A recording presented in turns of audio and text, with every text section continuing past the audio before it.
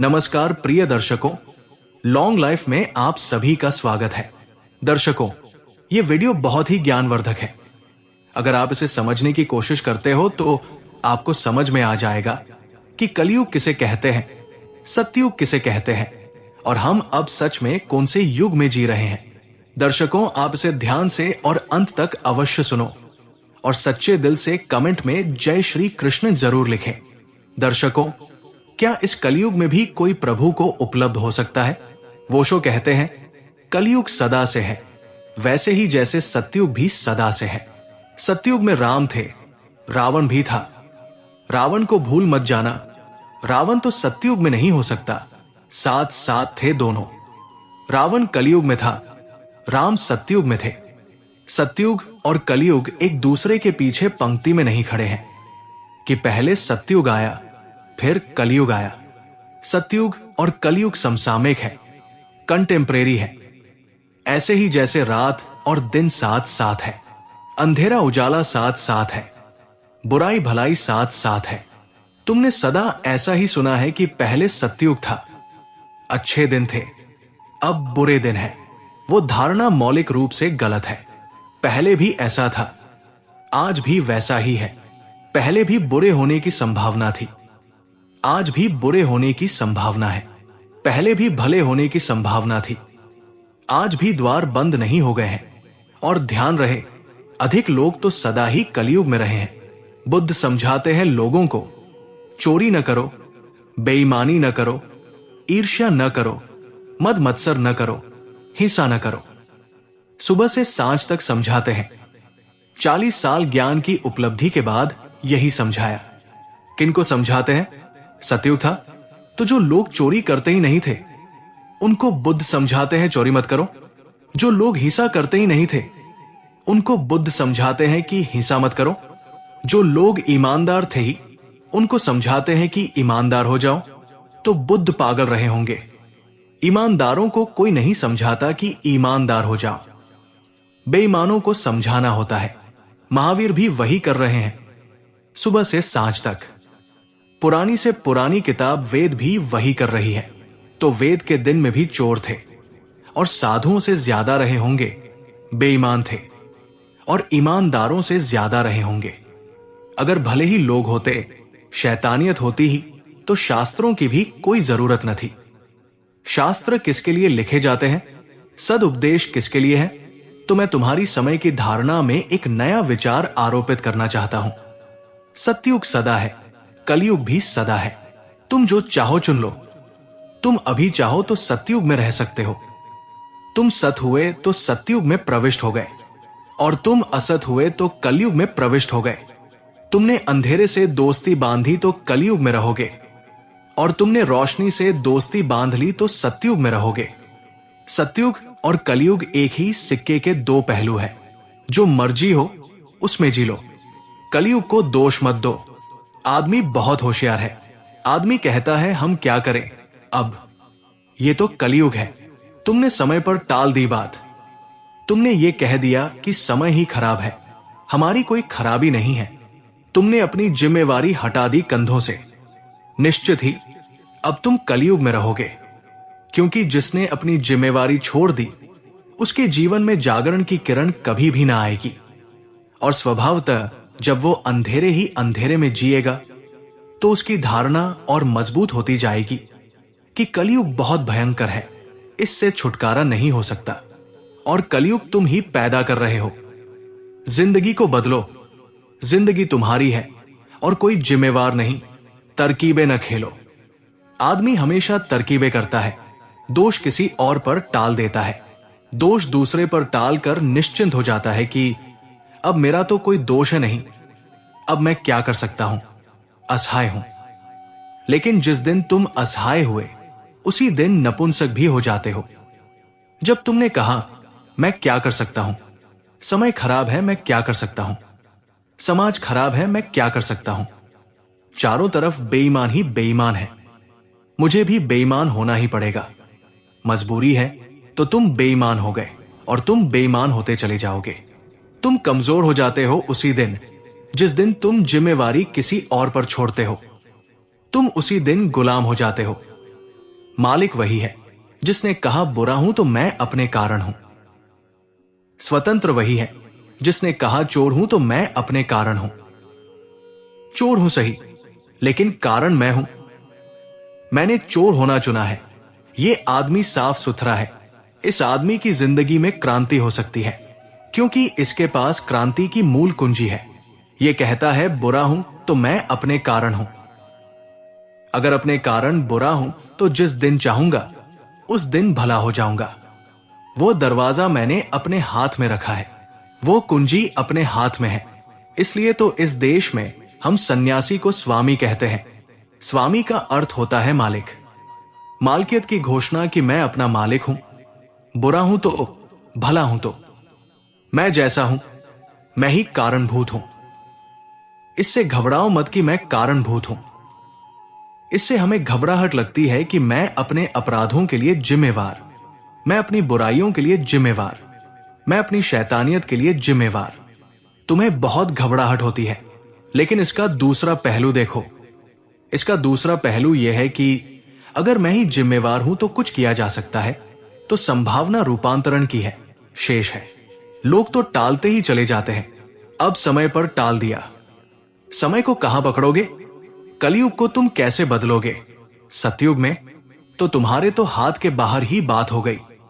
तो फिर जो है ठीक है, इसी में गुजार लेना है। ऐसे ही रोते, ऐसे ही झींकते, ऐसे ही रिरियाते, ऐसे ही सड़कों पर सरकते कीड़े मकोड़ों की तरह जी लेना है। मैं तुमसे कहना चाहता हूं, सदा से आदमी की संभावना रही है बुरा हो जाए, भला हो जाए। राम के समय में भी सभी लोग भले न थे। अगर सभी लोग भले होते तो राम को कोई अवतार क्यों कहता? कभी सोचा इस बात पर?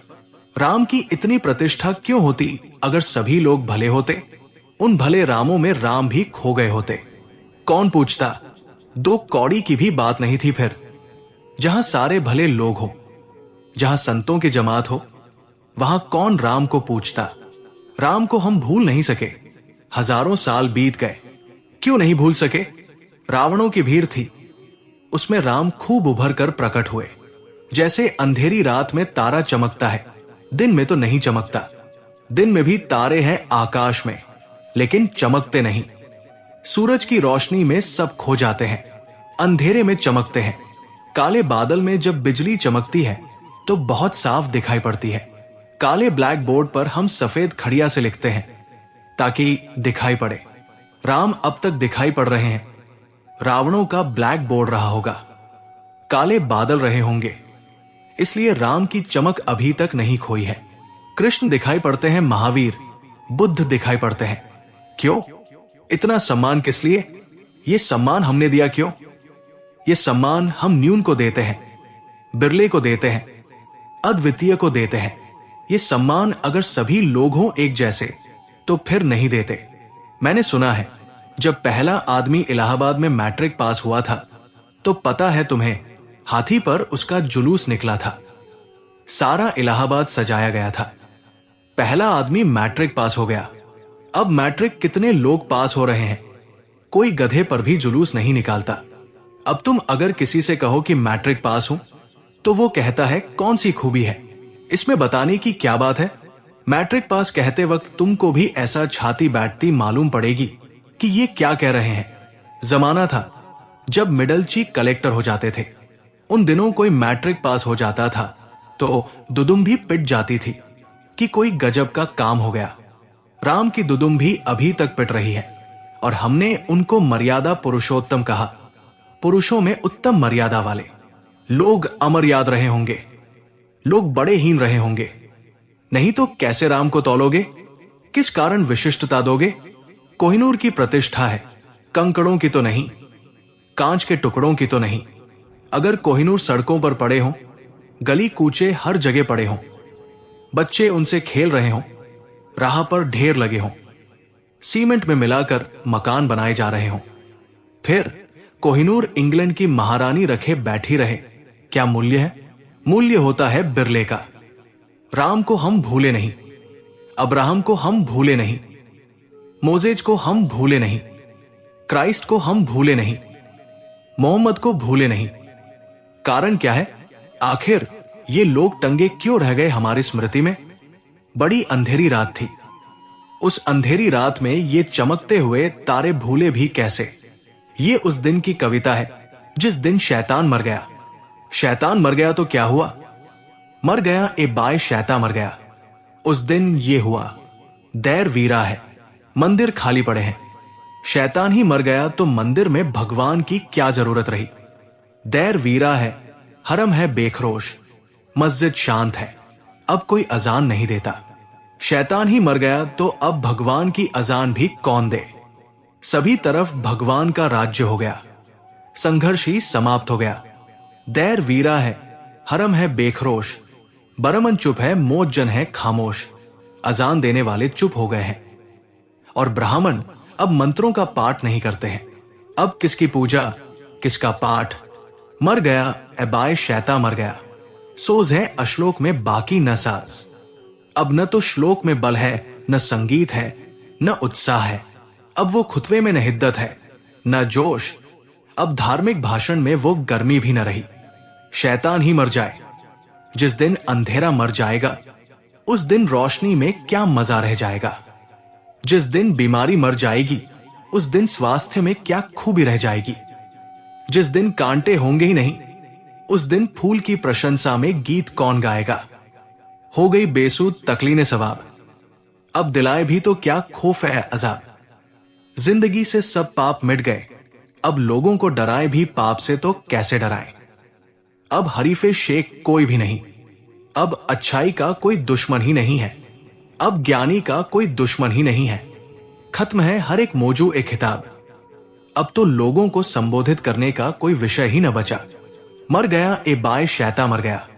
आज मध्यम सी है आवाजे दरूद, आज पूजा पाठ बड़ा मध्यम हो गया है। मरा मरा श्वास टिकी टिकी अब गई तब गई। आज मध्यम सी है आवाजे दरूद, आज जलता ही नहीं है मंदिर में ऊद। अब कोई उदबती नहीं जलाता, अब कोई धूप नहीं जलाता मंदिर में। परमात्मा की प्रार्थना अब नहीं होती, अब थालियां नहीं सजती आरती की। अब कोई फूल लेकर मंदिर में पूजा के लिए नहीं आता। किसकी अर्चना? मर गया ए बाय शैता मर गया। क्या कयामत है यकायक हो गया? ये क्या हो गया? महफिले जहाद पर तारी जमूद।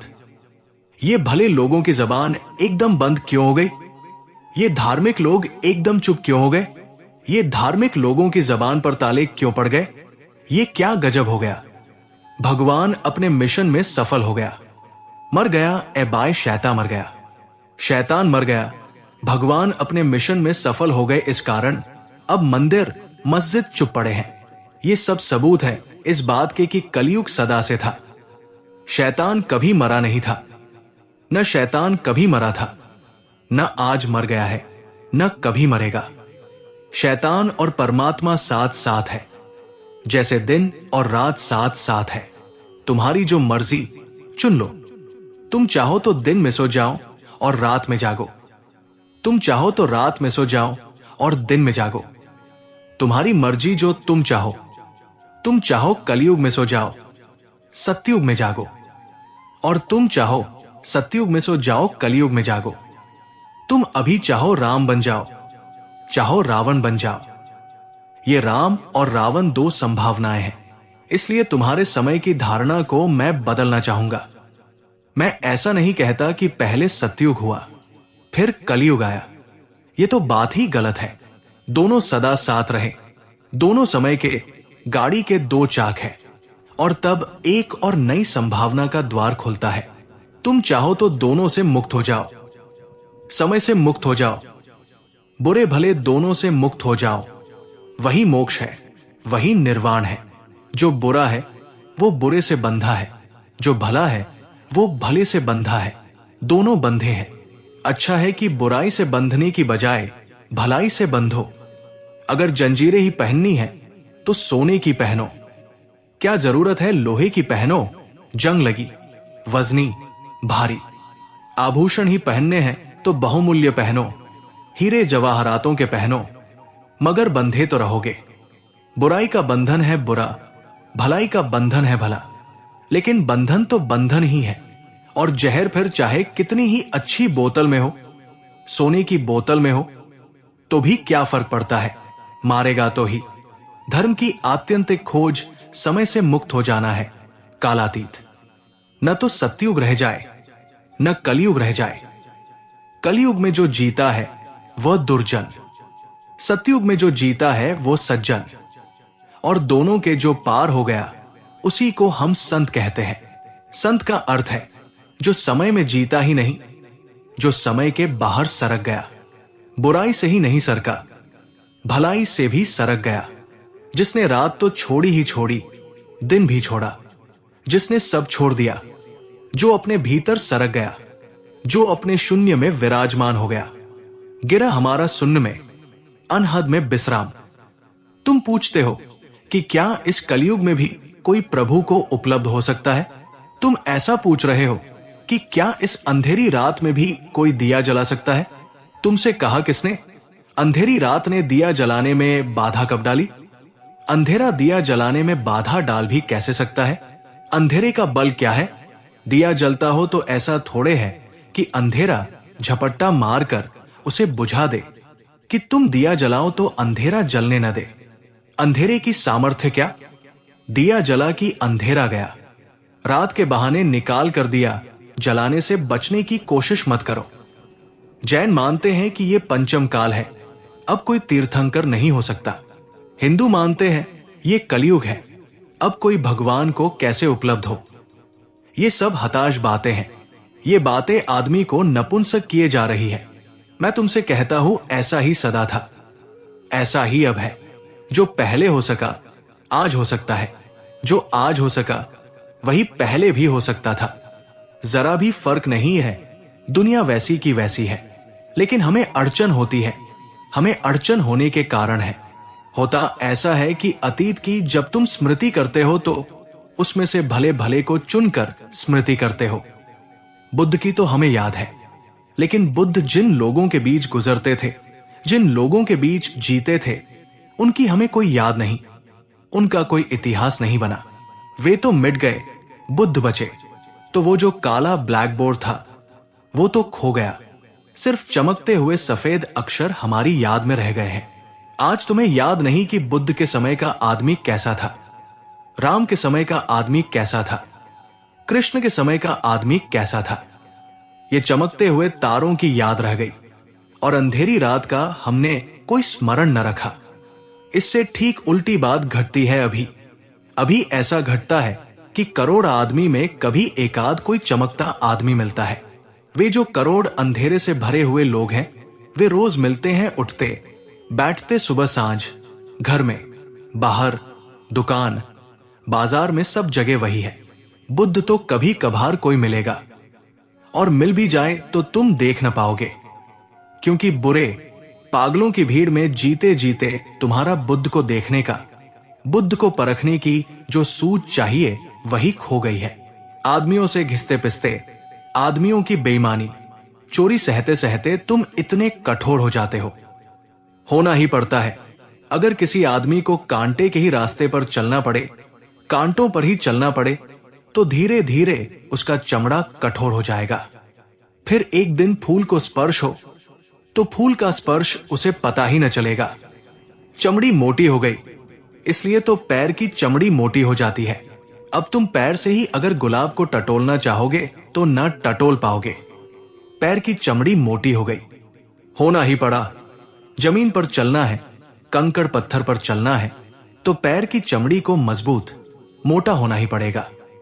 अब अगर तुम पैर की चमड़ी से टटोलो गुलाब को, तो तुम्हें कुछ पता न चलेगा।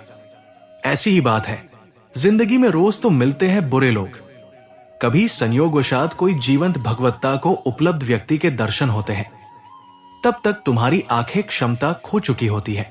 तुम इस आदमी को समझ नहीं पाते, तुम मान नहीं पाते। तुम्हारा हृदय हजार संदेहों से भर गया, क्योंकि जब भी तुमने माना, धोखा खाया। जिसको माना उससे धोखा खाया। धोखे ही धोखे की कथा है। जिसको तुमने सोचा कि ठीक है, वही गलत सिद्ध हुआ।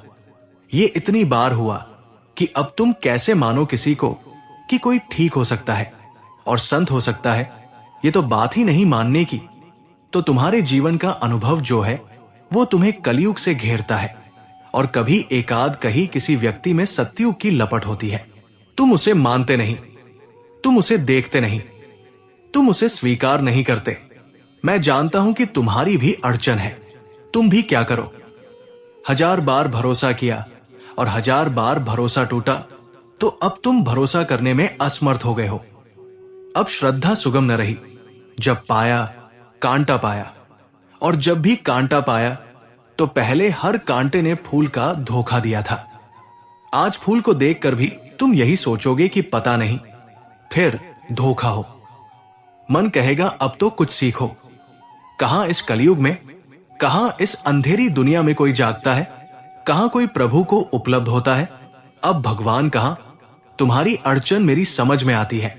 अतीत के भगवानों की याददाश्त रह गई, अतीत के मनुष्यों की याददाश्त खो गई।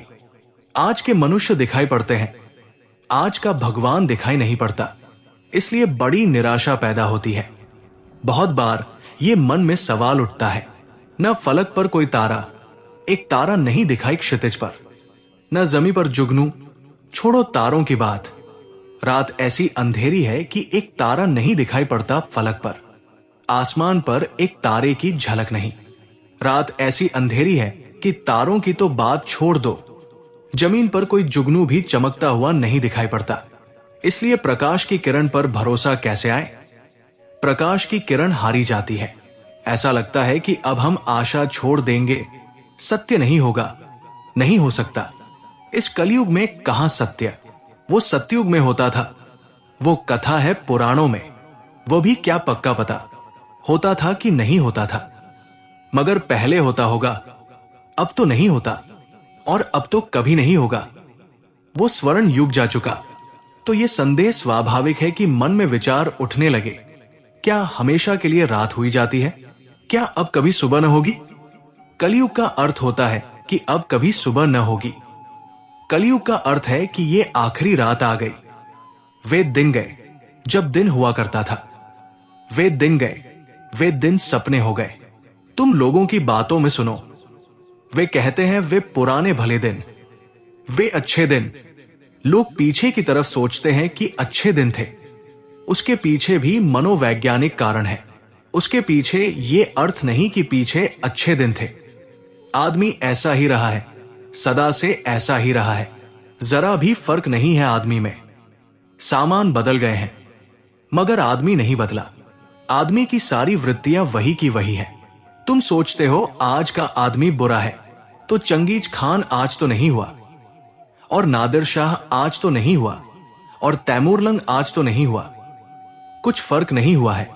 तुम सोचते हो कि पीछे सब ठीक था। इसके पीछे मनोवैज्ञानिक कारण है, ऐतिहासिक कारण नहीं। हर आदमी अपने पीछे बचपन छोड़ आया है, वही कारण है। बचपन में कोई चिंता न थी, कोई जिम्मेवारी न थी, कोई फिक्र फांटा न था। दुनिया में क्या हो रहा था कुछ पता भी न था। बचपन में सब तरफ रोशनी थी, फूल खिले थे, तितलियां उड़ रही थी, आकाश में बादल छाए थे और परियों का राज्य था। हर बच्चा अपने पीछे छोड़ आया है सुख के दिन।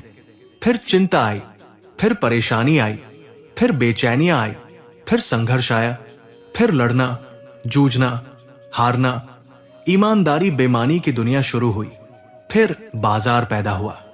तो हर आदमी अपने पीछे बचपन छोड़ आया है। उस बचपन के कारण एक मनोवैज्ञानिक धारणा बनी है कि पहले सब अच्छा था। और बचपन के भी पहले हर आदमी गर्भ के 9 महीने छोड़ आया है। वे 9 महीने अद्भुत थे। उन 9 महीनों में तो कोई चिंता का सवाल ही न था। भोजन भी खुद नहीं करना पड़ता था, मां करती थी। खून भी खुद नहीं बनाना पड़ता था, मां बनाती थी। श्वास भी खुद नहीं लेनी पड़ती थी, मां लेती थी।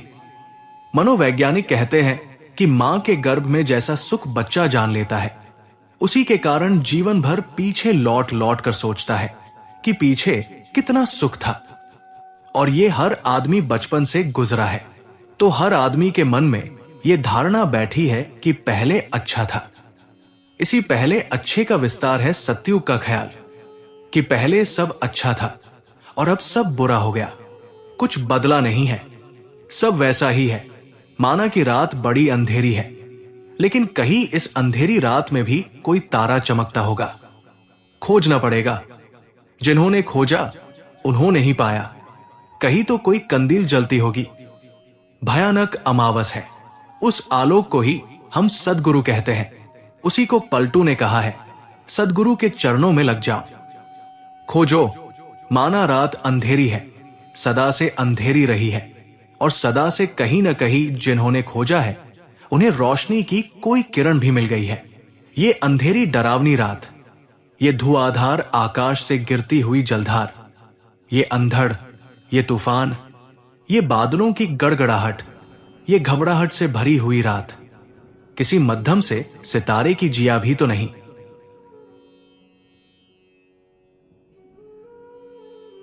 ऐसे बादल घिरे हैं, ऐसे अंधेरे घनघोर बादल घिरे हैं, किसी मध्यम से सितारे की जिया भी तो नहीं। कोई छोटे मोटे चमकते हुए तारे की रोशनी भी कहीं दिखाई नहीं पड़ती। ये वातावरण का सन्नाटा, न केवल वातावरण में सन्नाटा है, भीतर दिल भी दबा जाता है और मरा जाता है। भीतर दिल में भी सन्नाटा है। बाहर भी अंधेरी रात है, भीतर भी अंधेरी रात है। आदमी सोचता है इस अंधेरे में कि कभी तो आकाश से नूर बरसा होगा। सुनते हैं कहानियां, पढ़ते हैं कहानियां, कभी तो बरसा होगा। और तुम चकित होगे ये जानकर कि ऐसा तुम ही नहीं सोचते कि कभी नूर बरसा होगा। पुराने से पुराने शास्त्र भी यही कहते हैं कि पहले अच्छा था, अब सब खराब हो गया। चीन में सबसे ज्यादा पुरानी किताब है, वो एक ही पन्ना है, और वो पन्ना भी आदमी की खाल पर लिखा गया है। वो कोई 6000 साल पुराना है। कहते हैं वो वेद से भी ज्यादा पुराना है। अगर उसे पढ़ो तो बड़ी हैरानी होती है। वो ऐसा मालूम पड़ता है कि आज ही सुबह के अखबार का संपादकीय हो। उसमें कहा है कि बेटे बाप के खिलाफ हो गए हैं, पत्नियां धोखेबाज, दगाबाज हो गई है, वफा नहीं रही दुनिया में, शिष्यों में गुरुओं के प्रति श्रद्धा नहीं है। अच्छे दिन कहां खो गए? हे प्रभु, ये बुरे दिन क्यों आ गए हैं? इसमें तुम्हें जरा भी लगता है कि पुरानी बातें हैं? ये 6000 साल पुरानी बात। 6000 साल पहले भी आदमी ऐसा ही था जैसे तुम हो। यही तकलीफें थी, यही परेशानियां थी, यही झगड़े थे, यही समस्याएं थी। मगर आदमी को कुछ सहारा भी तो चाहिए। तो सहारे के दो ढंग हैं। या तो सोचो कि पहले, बहुत पहले, प्राचीन, अति प्राचीन समय में, समय के प्रारंभ में सब ठीक था। इससे सहारा मिलता है कि चलो कभी तो ठीक था, आज खराब हो गया, हर्ज नहीं, लेकिन कभी तो ठीक था। कभी पुरखों के दिन तो थे। इसलिए पुरानी चीन की किताबें कहती हैं, पुरखों के दिन, उन पुराने लोगों के दिन, वे बड़े शुभ दिन थे। एक तो यह रास्ता है कि पीछे देखो, क्योंकि आज तो कुछ रोशनी दिखाई नहीं पड़ती। दूसरा एक रास्ता है कि आगे देखो, जैसा कम्युनिज्म देखता है कि भविष्य में आ रहा है स्वर्णयुग। धर्म पीछे की तरफ देखते हैं, राजनीति आगे की तरफ देखती है, मगर दोनों में कुछ भेद नहीं है। आज तो दोनों राजी है कि सब गड़बड़ है। धर्म कहता है बीते कल में सब ठीक था, राजनीति कहती है आगे कल में सब ठीक होगा। लेकिन आज पर दोनों सहमत है, बीता कल भी जा चुका है, आया कल आया नहीं। जो जा चुका है वो तुम्हारी धारणा में है, कभी था नहीं। और जो आने वाला है वो भी तुम्हारी कल्पना में है, कभी आएगा नहीं। आता तो सदा जो है वो बिल्कुल आज है। जैसा आज है बस ऐसा ही दोहरता है, बस आज ही आज, यही सदा दोहरता है। आसमानों से कभी नूर भी बरसा होगा। आदमी को राहत के लिए, सांत्वना के लिए कुछ तो चाहिए। बरके इल्हाम भी लहरा गई होगी शायद, और कभी शायद आकाशवाणी भी हुई होगी। जैसा वेद कहते हैं, कुरान कहती है, इल्हाम हुआ होगा। और कभी बिजली कौंधी होगी, परमात्मा की आवाज आई होगी और लोगों को सत्युग से भर गई होगी, उठा गई होगी, लोगों को पवित्र कर गई होगी। आसमानों से कभी नूर भी बरसा होगा। लेकिन अब हर्षद भरी आंखों से आकाश की तरफ मत देखो। अब वहां एक अंधेरे के सिवा कुछ भी नहीं। यही है कलयुग की धारणा, कि अब और मत देखो आकाश की तरफ। अब न तो बर के इल्हाम लहराती है, न किताबें उतरती हैं, न पैगंबर आते हैं, न देवता उड़ते हैं, न परियां उतरती हैं, न पैगंबर, न तीर्थंकर। अब तो अंधेरा ही अंधेरा है। लेकिन जहां अंधेरा है वहां रोशनी भी होती है। जहां रात गहरी अंधेरी हो जाती है वही सुबह करीब आने लगती है। जब रात बहुत अंधेरी हो जाए तो घबरा मत जाना, यह सुबह के करीब आने का सबूत है। और जब रात बहुत अंधेरी हो तो घबराना मत, खोजना। यही मौका है कि कहीं कोई जलती हुई किरण मिल जाए। दिन में तो खोजना बहुत मुश्किल हो जाएगा, रात को अवसर बनाओ। खोजो, आकाश पर घिर गए हैं बादल और तारे नहीं दिखाई पड़ते। किन्हीं आंखों में खोजो तो शायद तारा मिल जाए, और ऐसा तारा जो कभी नहीं बुझता। किसी हृदय में झांको, और ऐसा ही सदा से था।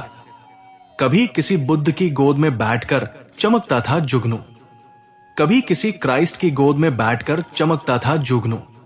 अब भी चमकता है। आग चाहिए, खोज चाहिए। यह हताशा छोड़ो कि कलयुग है, अब क्या होगा। यह जमीन नूर से महरूम नहीं हो सकती। यह असंभव है कि रोशनी बिल्कुल मिट जाए। कम हो सकती है, बहुत कम हो सकती है, बहुत बहुत कम हो सकती है, मिट नहीं सकती। रोशनी मिट जाए तो जीवन ही मिट जाए। रोशनी मिट नहीं सकती। जब तक चेतना है, जब तक होश है, तब तक रोशनी मिट नहीं सकती। जरा होश को सुलगाओ, जरा आंख ठीक से खोलो, जरा देखने के नए ढंग सीखो, जरा देखने की नई शैली सीखो। या तो प्रेम से भरो आंख को, या ध्यान से भरो आंख को। किसी जांबाज के माथे पे शहादत का जलाल, किसी हिम्मतवर के माथे पर अभी भी तुम्हें वही हिम्मत मिल जाएगी जो मंसूर में थी। किसी जांबाज के माथे पे शहादत का जलाल, किसी साहसी की आंखों में तुम्हें वही साहस दिख जाएगा जो जीसस को सूली पर लटकते वक्त था, और किसी मजबूर के सीने में बगावत की तरंग। और अभी भी किसी के हृदय में तुम्हें बगावत और विद्रोह की तरंग मिल जाएगी। किसी दोषीजा के ओंठों पे तबस्सुम की लकीर, अभी भी कहीं कोई मुस्कुराता है। और अभी भी प्रेमियों के हृदय में परमात्मा से मिलने की आशा है। खोजो, कहीं कोई भक्त मिल जाएगा जो अब भी अपनी उपासना में बड़ी आशा से संलग्न है, जिसके प्रेम ने उसके सामने रखी मूर्ति को जीवंत कर दिया है, जिसकी वाणी से मरे हुए शब्द नहीं निकलते, जिसकी वाणी में जिसका हृदय उड़ला जाता है। क्या तुम सोचते हो जमीन पर एक भी भक्त नहीं? क्या तुम सोचते हो जमीन पर एक भी मीरा नहीं? क्या तुम सोचते हो जमीन पर एक भी चैतन्य नहीं? ऐसा तो कभी नहीं हुआ, ऐसा कभी हो भी नहीं सकता।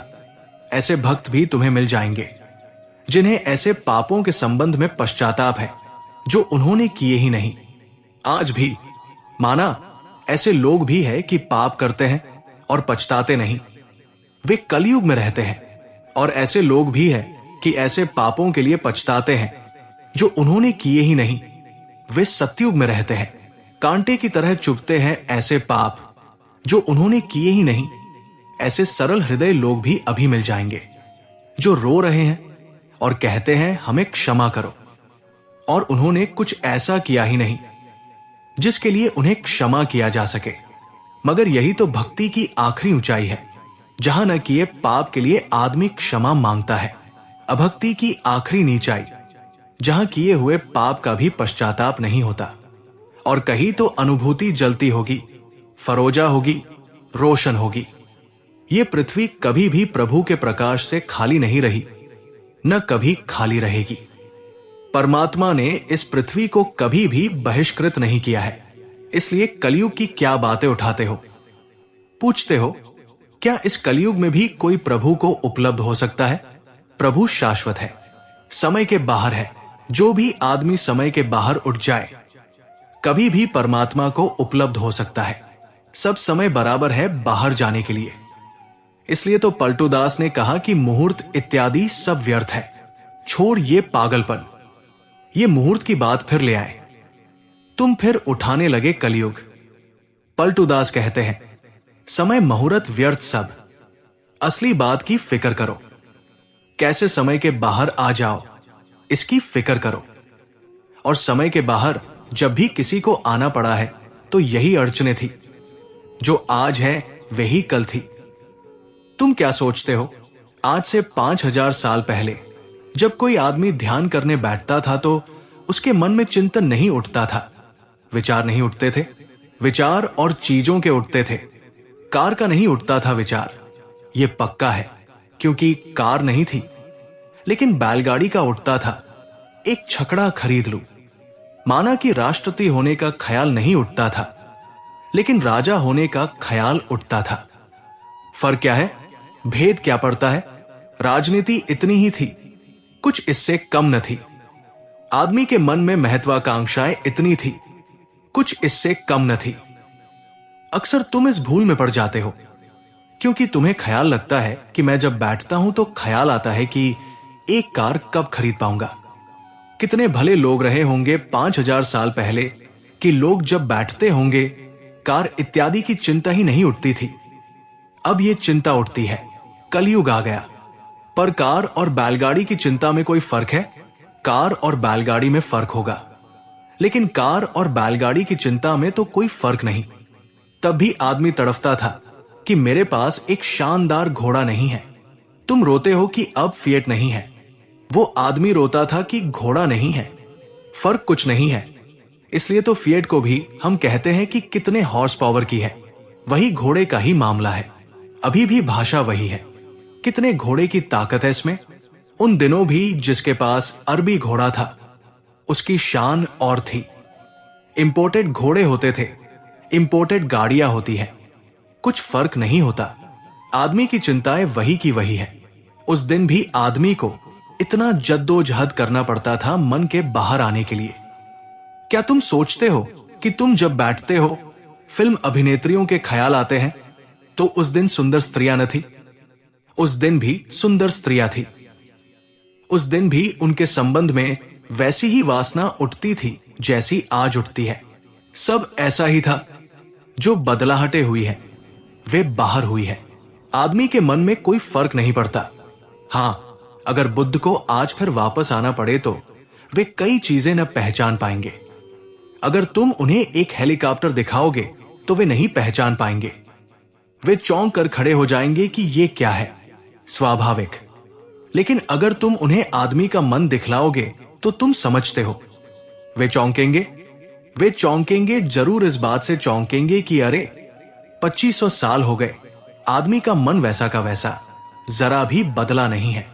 वही दौर, वही महत्वाकांक्षा, वही ईर्ष्या, वही क्रोध, वही मोह, वही लोभ। क्या फर्क है? उस दिन प्रभु को उपलब्ध हो सकते थे लोग, आज भी उपलब्ध हो सकते हैं। मैं फिर दोहरा दूं, तुम बचने की कोशिश न करो, तुम बहाने न खोजो।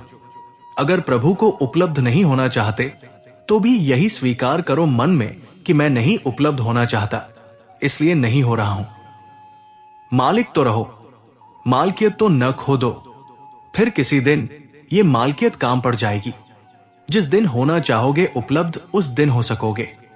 ये कलयुग इत्यादि की आड़े मत लो, ये आड़े खतरनाक है।